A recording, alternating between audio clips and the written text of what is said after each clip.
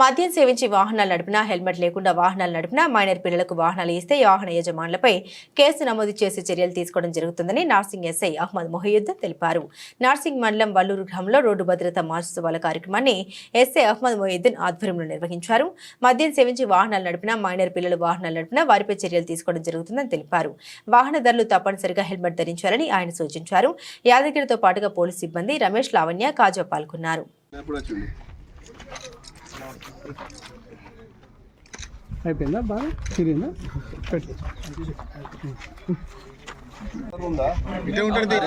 దగ్గర ఉంది కాబట్టి ఇప్పుడు మన దగ్గర వచ్చినప్పటి నుంచి ఒక 5-6 యాక్సిడెంట్స్ అయింది. ఆ యూటర్న్ దగ్గర ఎట్లా ఉందంటే ఒక చూస్తూనే చేస్తారు, సడన్లీ ఒకటేసారి వచ్చేస్తుంది కాబట్టి యాక్సిడెంట్స్ ఎక్కువైతుంది. ఇది మన జనవరి 1 నుంచి 31 వరకు గవర్నమెంట్ రోడ్ భద్రత సేఫ్టీ పబ్లిక్ గురించి అంత సేఫ్టీగా ఉండాలని ప్రోగ్రామ్ పెట్టింది.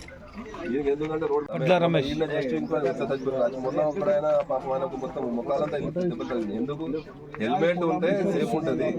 ఆ రోడ్ భద్రత ప్రోగ్రామ్ అందులో మెయిన్ మనకు హైవే దగ్గర ఉంది కాబట్టి యూటర్న్ ఉంది. అక్కడ అసలు చూసి ఆగి చూసి ఆ ప్రోగ్రామ్ గవర్నమెంట్ వేరే ఆప్షన్ తీసుకున్నంత వరకు అక్కడ చూసి ఆగి జస్ట్ ఒక నిమిషం, మనకి ఏమి కాదు, ఒక నిమిషం అంటే ప్రాణం ముఖ్యం కదా, ఒక నిమిషం ఆగి చూసి రోడ్ క్రాస్ చేయండి. అక్కడ ఇంకా మైనర్ల పిల్లలకు డ్రైవింగ్ ఇవ్వకండి.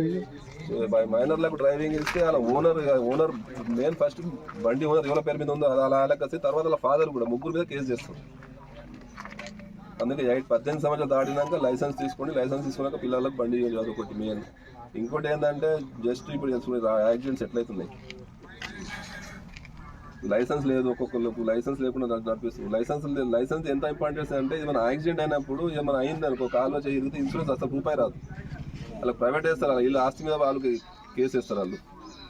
దాన్ని బట్టి మెదులుకోండి. మీకు దగ్గర ఉంది రోడ్, హైవే ప్రతిరోజు హైవే దాటంది మీకు పని కాదు. పొలాల దగ్గర పోయినా హైవే ఎక్కాలా, ఏ పనికి పోవాలా హైవే ఎక్కాలా మీరు. కావున హెల్మెట్ ధరించాలని నేను విజ్ఞప్తి చేస్తున్నాను.